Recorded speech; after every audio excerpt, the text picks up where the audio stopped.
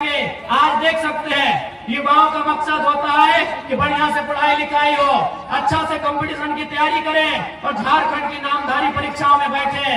आज आपको मालूम है सीजीएल के साथ क्या हुआ? मालूम है आपको क्या हुआ सीजीएल के साथ? पेपर लीक का मामला। आज सीजीएल के साथ क्या हुआ? पेपर लीक का मामला। आप समझ के देखिए, सीजीएल की परीक्षा जिसका इंतजार 2015-16 से किया जा रहा था कि नहीं? 2015-16 से सीजीएल की परीक्षा का इंतजार किया जा रहा था। आज 2024 में 28 जनवरी 2024 को सीजीएल की परीक्षा होती है, लेकिन 2 घंटे बाद पुनः पता चलता है कि पेपर लीक हो चुका है। पुनः री एग्जाम लिया जाता है। एग्जाम कब लिया जाता है? 21-22 सितंबर को लिया जाता है। पुनः री एग्जाम में भी पता चल रहा है कि पेपर लीक किया जा चुका है। ऐसे में आप तमाम केवल नौजवान पढ़ने वाले छात्र नहीं, अभिभावक, माताएं, हमारे तमाम अभिभावक, आपको भी गुस्सा आना चाहिए। आपको भी गुस्सा आना चाहिए कि आपने इन सरकारों को क्यों चुना था। आपको मुख्यमंत्री के साड़ू सुदीप सोनू से सवाल करना चाहिए कि आपको हमने सत्ता में क्यों बैठाया था? सीजीएल का पेपर लीक करने के लिए नहीं बैठाया था। आपको सवाल करना चाहिए। लेकिन आज बहुत दुर्भाग्य की बात है, हम और आप व्यस्त हैं, अपने रोजमर्रा की जिंदगी में व्यस्त हैं। हम अपने चाय की दुकान में व्यस्त हैं, हम अपने पान की दुकान में व्यस्त हैं, हम अपने दिनचर्या में व्यस्त हैं, हम अपने काम काज में व्यस्त हैं, हम अपने रोजगार में व्यस्त हैं। लेकिन आज यहाँ के राज्य के आपके बच्चों के भविष्य को लाखों रुपए में बेचा जा रहा है और आपके कानों में अगर जू नहीं रह रही है तो याद रखिएगा, केवल सरकार दोषी नहीं है, आप और हम दोषी हैं इस राज्य की बर्बादी के लिए। इस बात को याद रखिएगा। और यदि आप आज याद नहीं रखते हैं, आज यदि आप में राजनीतिक सुचिता का संचार नहीं होता है, यदि आज आप में राजनीतिक चेतना जागृत नहीं होती है, तो आने वाली पीढ़ी आपसे सवाल करेगी। आपकी आने वाली पीढ़ी आपसे सवाल करेगी कि आपने क्यों सवाल नहीं किया? जिन लोगों को आपने सत्ता दिया था उन लोगों से सवाल क्यों नहीं किया? कौन जिम्मेदार होगा? सीजीएल की परीक्षा में धांधली का जिम्मेदार कौन होगा? पारा टीचर की जो समस्या है उसका जिम्मेदार कौन होगा? आंगनबाड़ी की सेविका धरने पर बैठी है, उनका जिम्मेदार कौन होगा? पूरे राज्य में लोग धरने पर बैठे हैं। आज ये सवाल उठता है कि अगर पूरे राज्य में लोग धरने पर बैठे हैं, किस राज्य में खुशहाल कौन लोग हैं? ये भी हमारे सोचने का सवाल है। और विशेषकर नौजवान साथियों, आपको बताना चाहेंगे, कभी भी आपका ध्यान उस ओर नहीं गया है। आपका ध्यान कभी उस ओर नहीं गया है। हमारा ध्यान नौकरियों की ओर जाता है। एक बहाली में अगर मान के चलिए जेपीएससी की बहाली आती है, 250 सीट होता है, 325 सीट होता है, 325 सीट होता है। लेकिन आपको मालूम है इस राज्य में इनकम का जगह कहाँ है?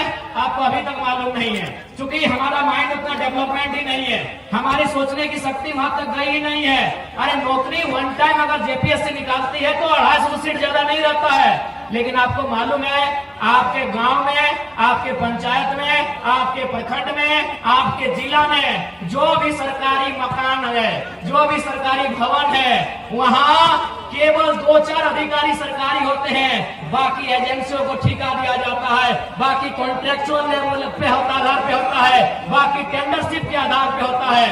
आप जो पंचायत भवन देख रहे हैं, उस पंचायत भवन में जो खिड़की का रंग पेंट करने का जिम्मा एजेंसी को दिया जाता है, बल्ब लगाने का जिम्मा एजेंसी को दिया जाता है, उसमें इलेक्ट्रिशियन से लेकर फिटिंग हर एक काम एजेंसी को दिया जाता है। तो सोच के देखिए झारखंड में कितना एजेंसी काम कर रहा है। अरे नहीं करने से भी 30,000 35,000 एजेंसी झारखंड में काम कर रही है। छोटी बड़ी सब मिला के 30,000 से 35,000 एजेंसियां काम कर रही है। एक एजेंसी का टेंडर करोड़ों में होता है। आप उन एजेंसियों का लिस्ट निकालिएगा, 1% झारखंड के लोग नहीं है। आप केवल नौकरी देखते हैं कि बहाली कै गो निकल रहा है पुलिस का। आप इतने इस भीड़ में कै गो कॉन्ट्रैक्टर है, इस भीड़ में कै गो एजेंसी के ऑनर है।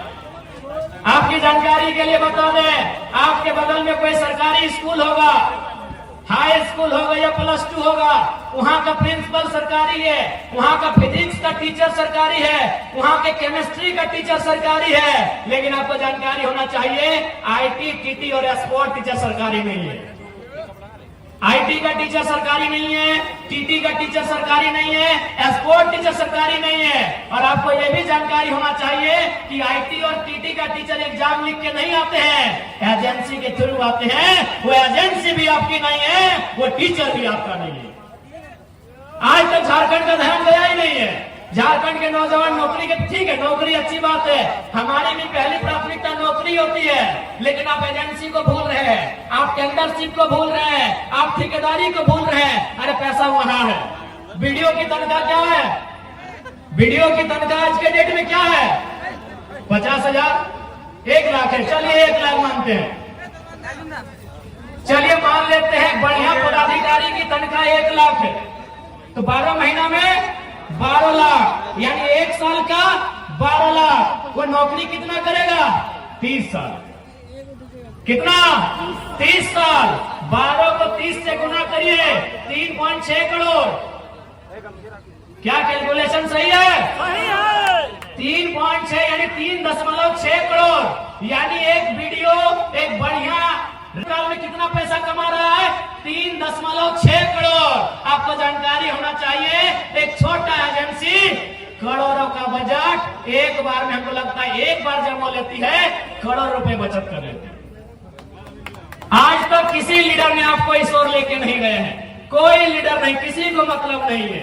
आप कहीं चले जाइए, आप अस्पताल में चले जाइए, स्वास्थ्य केंद्रों में, डॉक्टर सरकारी हो सकता है, डॉक्टर सरकारी हो सकता है, वॉचमैन सरकारी नहीं है, जो गार्ड है वो सरकारी नहीं है, जो सफाई कर्मी है वो सरकारी नहीं है। वो कहां से आते हैं? परीक्षा लिख के नहीं आते हैं, वो एजेंसी के माध्यम से आते हैं, ठेकेदारी के माध्यम से आते हैं, कॉन्ट्रैक्ट बेसिस पे आते हैं।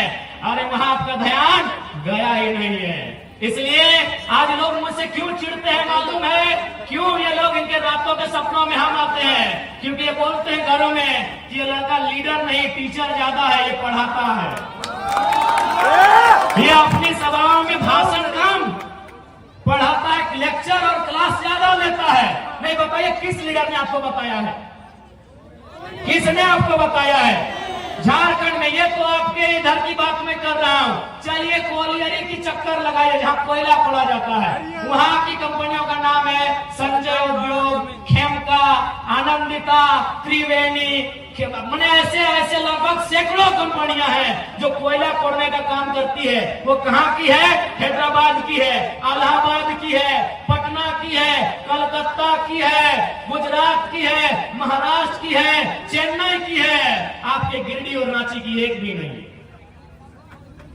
इसलिए यदि हम लोग सरकार में आते हैं तो सरकारी नौकरी तो छोड़िए, एजेंसियों में भी 75% झारखंड के लोगों को प्रमोट करेंगे।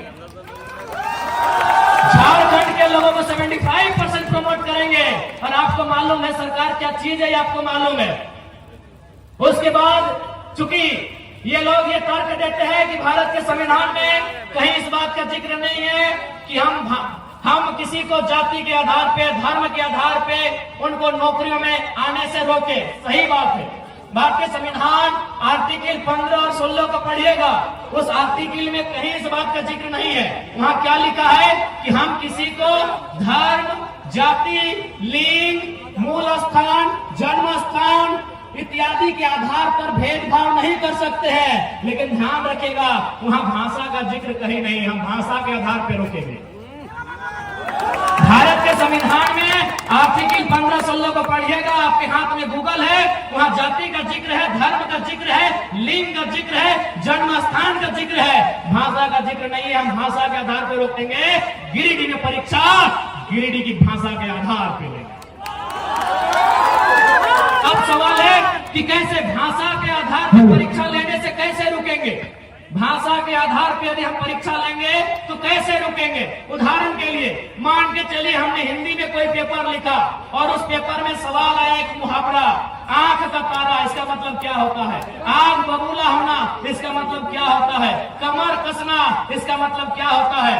तो आपके साथ साथ आधा भारत के लोग इसका उत्तर जानते हैं कि आंख का तारा मतलब होता है बहुत प्यारा, कमर कसना का मतलब होता है तैयार होना, आग बबूला का मतलब होता है गुस्सा होना, क्रोधित होना। आधा भारत इसका उत्तर जानता है। लेकिन इसी सवाल को अगर हम अपनी भाषा में, झारखंड की क्षेत्रीय भाषा में पूछेंगे कि पकड़ करे हाथ करे करे झांक की लगे कि पकड़ करे हाथ करे करे झांक एक माने की लगे बुझाओ के बुझता है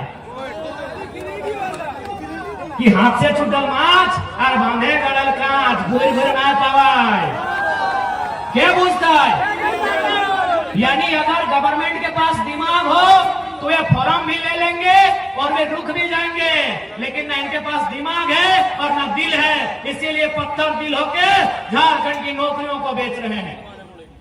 अब आप कहेंगे कि क्या भाषा के आधार पर रोक सकते हैं कि नहीं, तो आप जाइए उड़ीसा की वेबसाइट को चेक कीजिए जिससे नियोजन का नोटिफिकेशन निकलता है। आप पश्चिम बंगाल की वेबसाइट को चेक कीजिए जहां से नियोजन का नोटिफिकेशन निकलता है। आप तमिलनाडु के वेबसाइट को चेक कीजिए, आंध्र प्रदेश के वेबसाइट को चेक कीजिए जहां से नियोजन का नोटिफिकेशन आता है। वहां साफ साफ लिखा है उड़िया भाषा का जानकारी है तो भरिए, नहीं तो घरे भीतरे रहिए। लेकिन झारखंड क्या है? झारखंड बाबा जी का ढाबा है। जिसको मन है, जिधर से मन है, आइए खाइए और जाइए।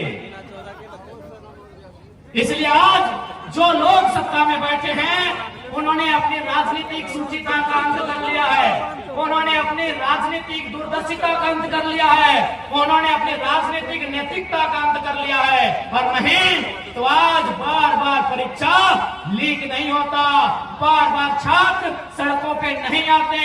आज हमारे नौजवान ऐसा लग रहा है बिरसा मुंडा के राज्य में, शहीद निर्मल महतो के राज्य में हक नहीं, अधिकार नहीं, सरकार से अपना भीख मांग रहे हैं, ऐसा प्रतीत हो रहा है।